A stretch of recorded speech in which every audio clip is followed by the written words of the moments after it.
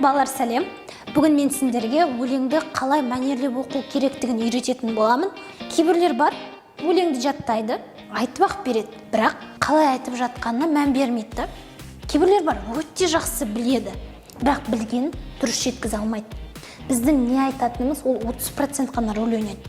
Ал қалған 70%-іміз қалай жеткізетінімізде. Эмоцияларымыз, жесттарымыз, қолымның мысалы икемділігі қазір.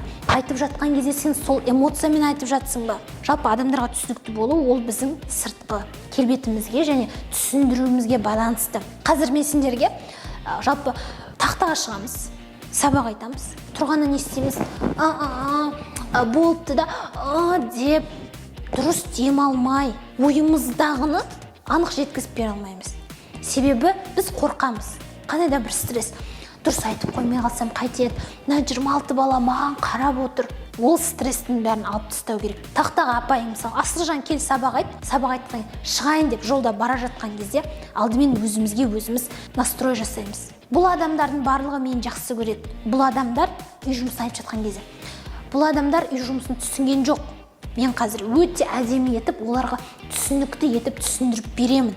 Мен оларға жақсылық жасаймын. Адам тақтаға шыққан кезде, мысалы мен видео түсірген кезде де ойымда тек қана мына адамдар мені жақсы көреді. Менің дамуыма бұлар мүдделі. Бұлар балалар мен білетін ақпараттарды білмейді. Сондықтан мен өте күшті түсіндіріп беруім керек. Осындай оймен шығамын да, сосын айтып жатқан әрбір сөзімде сенімділік үйретсем екен, түсініп алса екен.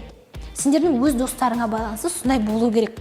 Сосын сахнаға шыққан кезде стресспен қатып тұрып, тік тұрып мүлде керек емес. Еркін тұру керек. Егер мида стресс қысса, қорқыныш, анау былай қарады, қате айтып қойсам не болады? Сондай стресс болса, сенің миыңда, былайша айтқанда, барлығы есіңнен шығып кетеді. Стресс қысқан кезде ми жұмыс істемейді. Қатты қорқып тұрған кезде ми жұмыс істемейді. Өзіңді босату керек те, ойыңды еркін жеткізу керек. Ал қателессең не болыпты? Адам қателігінен үйренеді. Бізде сондай бір жаман зат бар да, қате айтып қойдың ма? Қате айттың, бұрышқа тұр, анау, мынау. Адам қателігінен үйренеді. Біз оймен қазір құлап қалам деп, болды, өмір бойы еңбектеп жүре берейін деген жоқпыз ғой. Қателік жасадық, үйрендік, міне сол арқылы тік тұрып жүрміз деген сияқты. Дәл солай. Біз қазір мамаларың айтады, міне туған күні болып жатыр, тақпақ айтып берші, ұяласыңдар, ұялып керек емес, керісінше адамдардың алдында сөйлеп үйрену керек. Мен кішкентай кезімнен өлеңді дұрыс оқысам да, дұрыс оқымасам да, той бола ма, мамамдар жиналып отырыс жасай ма, барлық жерде тақпақ оқи беретін. Сол маған қазір өте жақсы көмектесіп жатыр. Себебі адамдардан мүлде ұялмаймын да. Кейбірлер бар, көп адам болса, не айтып, не қойған өздері ұмытып қалады. Қазір маған 3000-дық, 5000-дық адам болса, еркін тұрып сөйлей бересің. Себебі мен кішкентайымнан оқып адамдардың көзіне тік қарап үйрендім. Қазір енді ол кішкене табиғатыңнан да ашылуға көмектеседі. Мені көбісі айтады, любой есік теуіп кіретін қыз. Ешкімнен қорқып керек емес. Адамдардың барлығы, үйдегі мамамыз, папамыз сияқты біреудің папасы. Олар ешқашан саған жамандық ойламайды. Ешқашан сенің үстіңнен күлмейді. Сондықтан олардың алдына шыққан кезде ойымызды ең бірінші алдымен настрой. Бұлардың барлығы мені жақсы көреді. Мен қазір өлеңді керемет етіп оқып берем.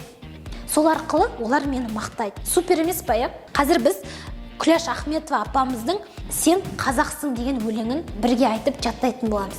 Жаттаймыз. Қазір мен Telegram чатқа жіберем. Соны әдемілеп, мәнерлеп оқимыз. Мәнерлеп оққан кезде жест қозғалады, мимика, эмоциямыз және кімге қаратып айтылып жатыр. Соның барлығы жұмыс істеу керек. Кейбіреулер бар, өлең оқып жатқан кезде айқайлап айтсам болды, мәнерлеп айтып жатыр екен. Жоқ, ондай емес. Айқайлаудан мүлде пайда жоқ. Айқайласаң, керісінше құртасың деген сияқты да. Міне, Күләш Ахметова кез келген өлеңді бастамастан бұрын ең алдымен оның авторы, сосын тақырыбы. Күләш Ахметова, сен қазақсың. Сен, демек бұл қаратпа сөз, сен деп тұр ғой, қазақсың, үттір нүкте, леп белгі, барлығын біз эмоциямен айтуымыз керек. Бастаймыз. Күләш Ахметова, сен қазақсың. Сен қазақсың, қазақ деген ел бөлек, қазақ салған соқпақ бөлек, жол бөлек. Киіз үйі жер сияқты жұп-жұмыр, шаңырағы күн секілді дөңгелек. Сен қазақсың, бір Алланың құлсың. Адамға адам құл болғаны құрсын. Жойқын соғыс зұлматтарда жойылмай қалған ұлтсың. Қаһармансың, ұлысың.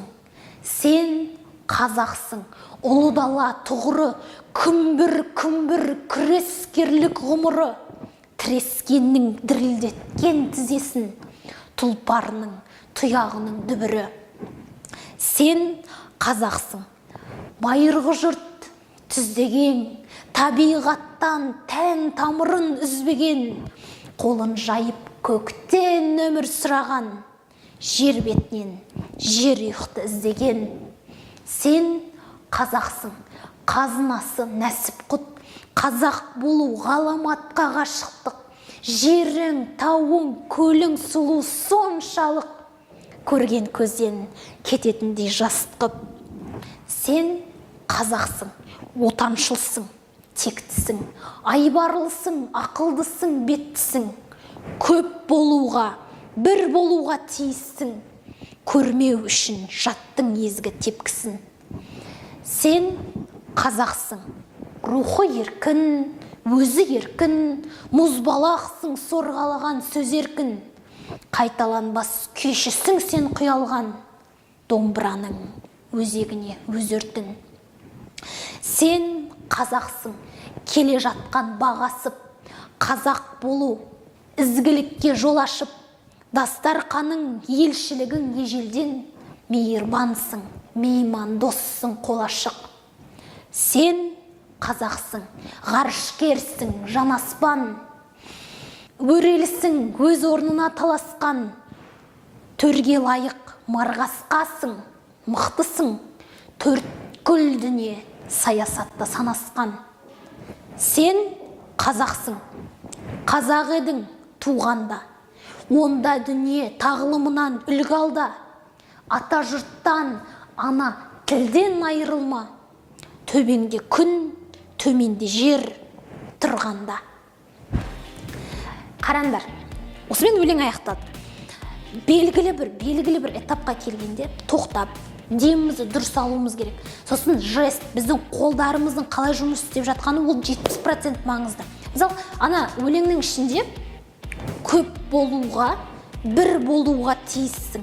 Не үшін біз жест арқылы эмоция береміз?